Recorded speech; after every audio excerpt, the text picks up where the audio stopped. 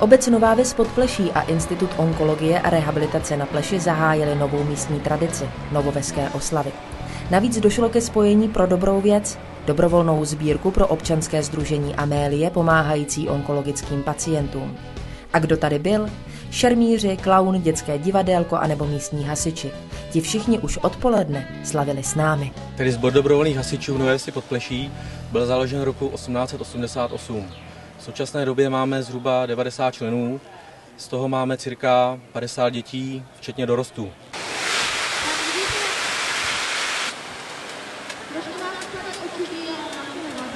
Máme k dispozici cisternové vozidlo, máme k dispozici i AVI.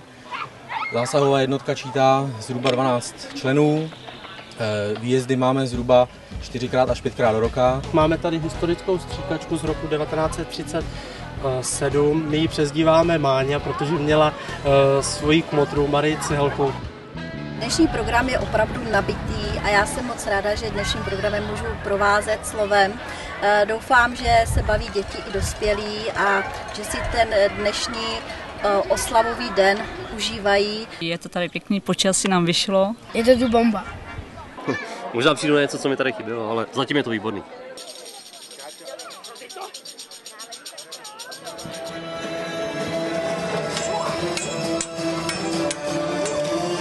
Byli tam i šermíři, takže byla zábava.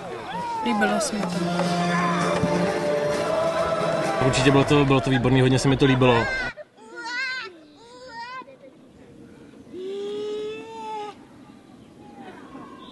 Myšlenka postavit sanatorium pro nemocné s plicními chorobami vznikla již na konci 18. století. V dnešní době je Institut onkologie a rehabilitace umístěn v tomto krásném parku, poskytuje péči na 225 lůžkách. Dominantními obory jsou rehabilitace, klinická onkologie, radioterapie a oddělení chirurgické. První zmínky o naší obci Nová Ves Podpleší jsou z roku 1304. První obyvatelé vystavili své chalupy v oblasti Malé Strany a od té doby se obec rozšiřovala až do současné podoby. V současné době máme 1000 obyvatel nebo 1006 obyvatel a dnes na dnešních oslavách budeme vítat 1000. občanka. Současně tyto oslavy spojujeme i s udělením práva užívat obecní znak a obecní prapor. Jsem nadšen a zároveň konsternován. A je to vynikající, hlavně počasí vyšlo, lidem chutná, lidi se baví.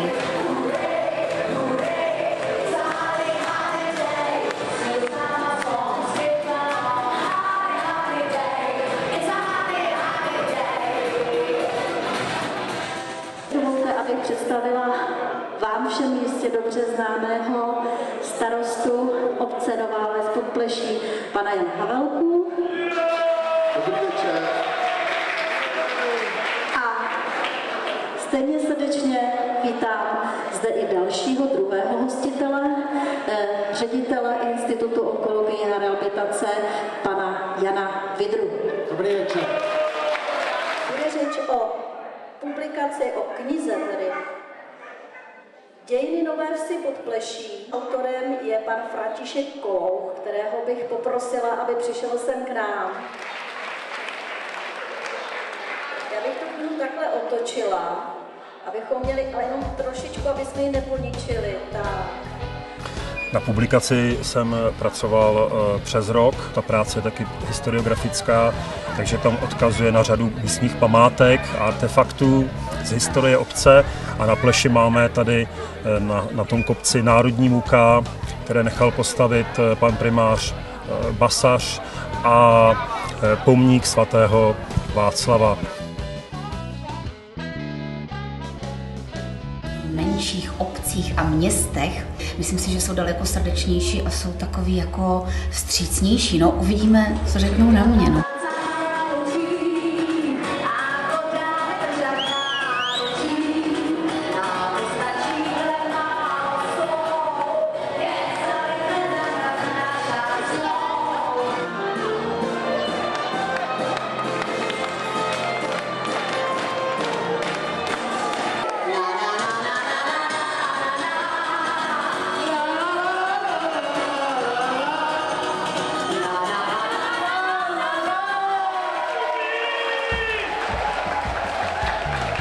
I díky vám jsme mohli pomáhat. Tou nejhezčí tečkou celého dne bylo předání šeku občanskému sdružení Amélie.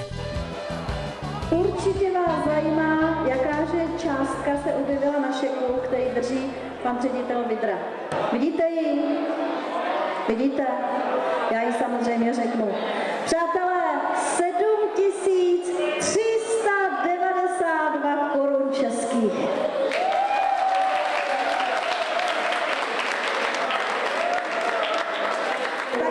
Já vám chci moc poděkovat, to jsem skutečně nečekala a jsem moc ráda, že jste nás takhle podpořili a určitě to vrátíme, jak budeme moct. Já vám moc a moc gratuluji k této částce a hlavně vám, že jste byli tak štědří